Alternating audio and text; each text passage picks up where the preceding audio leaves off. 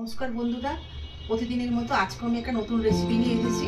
আজকে ফুলকপি রেজালা করব। ফুলকপি রেজালা করতে ফুলকপি রেজালা করতে প্রথমে আমি একটা শুকনো কড়াইয়ে মশলা নেব।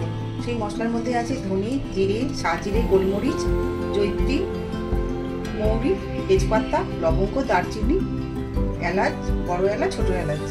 এই রেসিপিটা করতে আমার লাগছে হচ্ছে ফুলকপি, নারকেলের দুধ, মটরশুঁটি, লঙ্কা চেরা, আদা আর কাঁচা লঙ্কা বেটে নেব, টক দই, ধনেপাতা, কারি পাতা। শুকনো তাওয়ার মধ্যে আমি মশলাটা ভেজে নেব।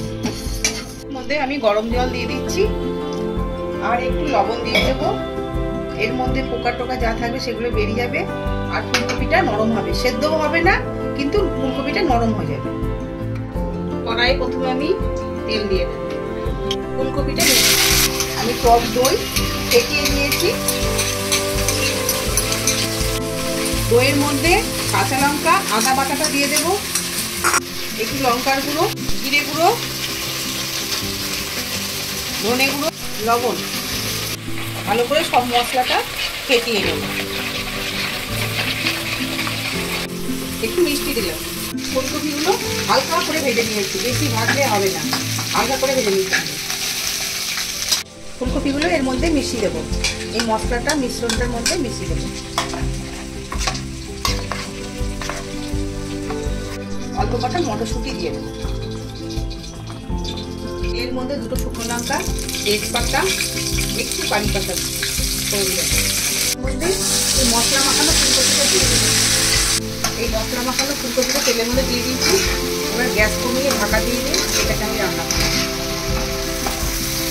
নারকেল বেটে রসটা বার করে রেখেছিলাম, এর মধ্যে দিয়ে দিচ্ছি।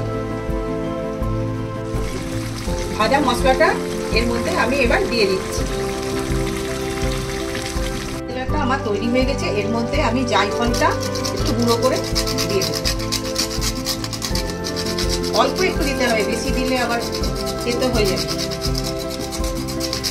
ধনে পাতাটা দিয়ে দেবো, কটা চেরা কাঁচা লঙ্কা দিয়ে দেবো, ওপর দিয়ে কটা চেরা কাঁচা লঙ্কা দিয়ে দেবো, 1 চামচ ঘি দিয়ে দিচ্ছি। এই রেসিপিটা তৈরি হয়ে গেছে। এই যে এটা খেতে খুব সুস্বাদু হয়। হ্যাঁ, আপনারা নিরামিষ দিনে বাড়িতে এটা রান্না করবেন। হ্যাঁ, যে কোনো নিরামিষ তরকারির দিনে এটা রান্না করলে মুখ থেকে ছাড়বে না। এই ফুলকপি রেজালা রেসিপিটি আপনাদের যদি ভালো লাগে তাহলে আপনারা বাড়িতে তৈরি করে খাবেন, খুব ভালো লাগবে খেতে। আমার রেসিপিটি যদি আপনাদের পছন্দ হয়ে থাকে তাহলে আমার চ্যানেলটিকে লাইক, সাবস্ক্রাইব এবং শেয়ার করে দেবেন। নিত্য নতুন রেসিপি পেতে আপনারা আমার চ্যানেলটিকে ফলো করবেন। আর এই রেসিপিটা আপনারা ঠাকুরের ভোগেও রান্না করতে পারেন। এত ভালো রেসিপিটা আপনারা করে একদিন খেয়ে দেখবেন, তারপর আমাকে কমেন্ট করে জানাবেন।